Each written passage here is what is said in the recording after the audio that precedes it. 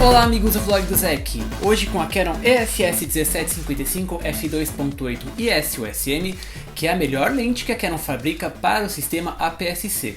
Essa daqui que quase respeita lá aquele range menor que 3 vezes em 3.2, é uma lente aí com abertura constante f2.8 para o dia a dia, com um step aí acima daquelas 18-55 que a gente tem no kit. E aí também com o motor ultrassônico extremamente veloz e o estabilizador de imagem, ela é uma especificação exclusiva que a gente não tem na série L, então essa daqui é uma das melhores e também uma das mais caras lentes que vocês têm no formato EFS. Então eu não vou tirar ela da mão, né, essa daqui que a Canon não tem a cara de pau de não colocar na série L, que é uma lente de um pouquinho mais aí de $1000, né, ela varia entre 870 e $1000, que a Canon não te dá nem o HUD nem o pouch, né, eles não colocaram na série L, então essa daqui é uma lente aí que vem com kit pelado, né, eu acho que eles poderiam te dar pelo menos um HUD e um pouch. Você vê aí que outras lentes, por exemplo, a F1740 F4, que é uma lente de $600, vem com o kit completo. A Canon não te dá isso na EFS 1755, que aí é o departamento de marketing deles colocando essa daqui como uma lente do kit intermediário. E a primeira coisa que a gente nota é que essa daqui é uma lente gigante, né? Em 750 gramas é um projeto óptico extremamente complexo com 19 elementos em 12 grupos, tudo aí para atender essa especificação f2.8, porque vocês notam, né, que o 1755 não é tão diferente dos 1855, só que aquelas 11 de kit elas vão com abertura variável 3.5 até 5.6. Essa daqui não, ela é aí f2.8 totalmente constante, né, dos 17 ao 55, então é um projeto muito mais primoroso e maior que a Canon tem. Infelizmente a construção não é das melhores, né, a Canon não colocou essa lente na série L, e a gente nota logo que a gente vê aqui de cara que essa lente balança, né, eu pego aquela na minha mão, eu sinto esse tubo que você vê que ele expande, ele balança bastante, né, eu não sei como é que isso aqui vai se manter alinhado aí por anos de operação. A minha lente balança, mas pelo menos as minhas lentes não tem, as minhas fotos não tem nenhum lado mais nítido ou mais suave de do outro. Mas eu questiono aí por que a Canon não fez isso. Ela não tem o weather sealing, e um detalhe, por ela não ter esse weather sealing, ela é conhecida como a bomba aí de ar, né? Ela é um aspirador de pó, que é das lentes que mais junta poeira do lado de dentro, né? A minha cópia, que ela é uma cópia usada, você viu a quantidade de pó que tem lá dentro é absurdo, e eu vou fazer um dos vídeos mais interessantes do vlog do Zé, que eu nunca tinha visto antes, que eu vou abrir essa lente para tirar o pó, a gente vê aí num próximo vídeo. Bom, de qualquer maneira, uma zoom de operação simples, né, que é a primeira que a gente vê aqui da Canon, que tem os anéis invertidos, né, o de zoom é aqui na frente, você vê aqui que vai 17 a 55 relativamente rápido, e o de foco é aqui atrás, de operação extremamente suave do sistema aqui interno, que é o USM Ultrasonic, que é o grande destaque sempre aí da Canon, que é extremamente veloz, né? Se você tem uma 7D ou 7D Mark II, essa daqui é a lente para você, que ela acompanha movimentos muito bem, e mesmo na EOS-M, que são todas as fotos que eu fiz o teste, o foco é extremamente rápido,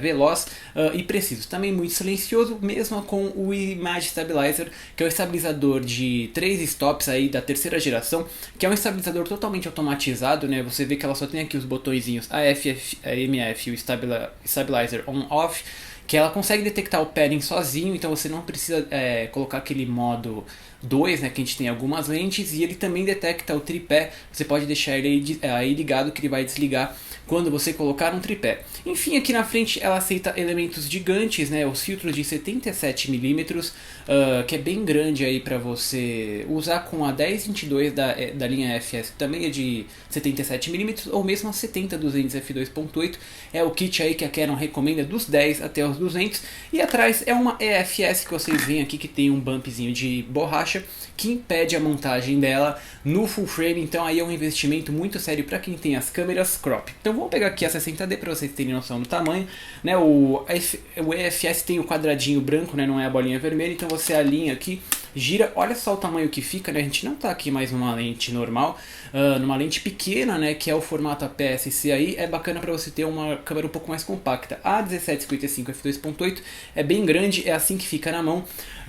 Dos 1755 aí, que são a distância bacana para a gente trabalhar, principalmente na rua, né? Que eles são equivalentes ao ângulo de visão de 27 a 88mm do full frame, que fazem parte do standard, que são aquelas distâncias que usamos no dia a dia para fotografia de rua, rua com amplitude do espaço nos 17mm, retratos nos 35, chegando até os 55 para headshots e detalhes, que é o range virtualmente idêntico aos 18-55 que a Canon inclui nos kits, portanto uma lente bacana de trabalhar para o grande miolo aí das situações, nem o grande angular, nem o telefoto. E o f2.8, que é uma especificação relativamente exótica para uma zoom, garantindo quase 2 vezes mais luz que as f3.5 de kit e 4 vezes mais luz nos 55mm em f2.8. Então a Canon não teve como abrir mão de um projeto primoroso, complicado e caro para garantir qualidade de imagem semelhante às primes, um passo além das 18-55 e com certeza no topo da linha EFS.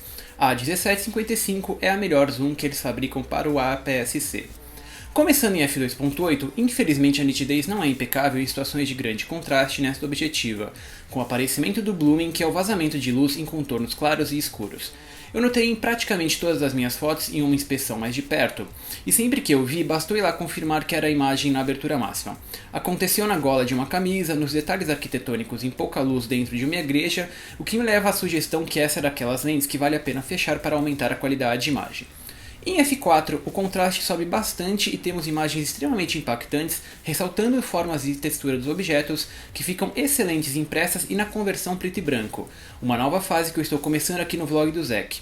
Com a EFS 1755 como a primeira cobaia das minhas fotos PB, foi logo no f4 que eu consegui o que eu queria com arquivos nítidos, cheios de detalhes, ótimos para processamento digital e crop via software, que validam o APS-C como um formato tão bom quanto o full frame. Basta usar a lente certa e os resultados serão praticamente idênticos entre os sistemas. De f5.6 para cima, nós já começamos a cair em resolução por causa da difração, e este é o calcanhar de Aquiles daqueles sensores menores. Se você precisa de muita profundidade de campo e fechar para f8, f11 e em diante, lembre de aplicar alguma forma de sharpening via software para devolver o contraste às cenas. Enfim, defeitinhos óticos são realmente bem controlados nessa objetiva, e o destaque à frente de outra zoom topo de linha para o APS-C, notavelmente a Sigma 1835 f1.8 DCH-SM Art. Aquela foi uma lente que mostrou muito CA lateral em contorno de placas e prédios na fotografia de rua, e que esta EFS 1755 mais cara não mostrou antes da conversão PB.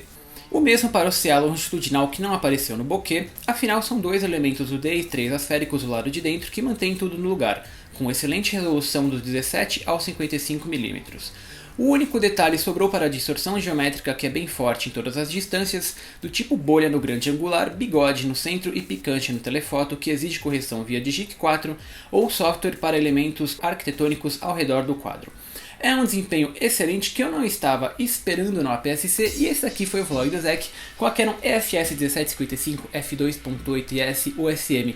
Uma lente que eu adorei usar, né? Levou bastante tempo aí, é um lançamento de 2006, eu só fui usar de verdade agora em 2014, e ela comprova aí, né, que o APS-C, o pessoal que está fazendo fotografia de rua e precisa de resolução, esse formato funciona, né? Ele talvez não seja adequado aí para pouca luz, porque a gente tem aí os fotossensores maiores nos sensores full frame, mas a gente já viu aqui que isso é questionável.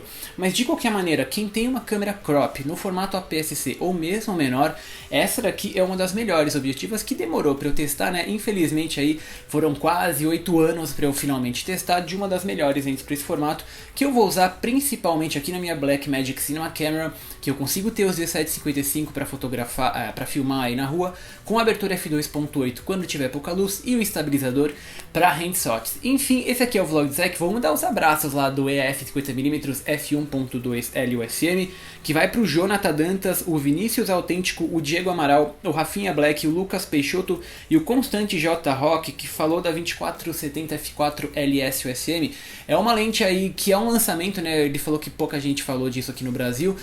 Eu não uso muito o standard, mas essa lente tem uma função macro, então quando eu conseguir colocar lá aí no kit, a gente vê aqui no vlog do Zek, que os vídeos estão lá no YouTube e no Vimeo. Vocês podem ler e, por favor, vão ler lá no blog do Zek o review dessa lente, que tem as fotos em formato de retrato, né? Ela está na orientação aí vertical, que são bem mais amplas, mais bacanas de ver, e eu comento todos os detalhes, e o pessoal do Patreon consegue também baixar os arquivos RAW. As fotos estão lá no Flickr e no Tumblr, a gente está associável lá no Facebook e no Twitter, e é isso. O beijo, a primeira lente do ano, o abraço, até a próxima.